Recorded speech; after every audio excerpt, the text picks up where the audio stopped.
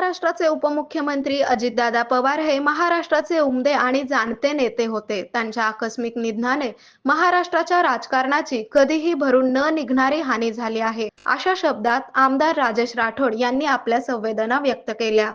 अतिशय स्पष्ट भूमिका घेणारे आणि दिलेल्या शब्दाला जागणारे नेते म्हणूनही त्यांची महाराष्ट्रभर ख्याती होती.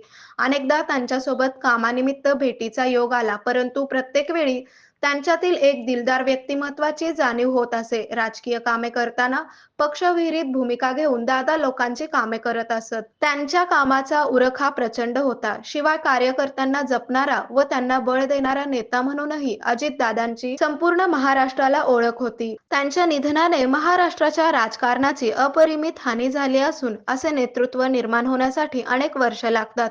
ईश्वर पवार कुटुंबियांना हा आघात सहन करण्याची शक्ती देवो, अशी भावना काँग्रेसच्या विधान परिषदेतील प्रतोद आमदार राजेश राठोड यांनी व्यक्त केली.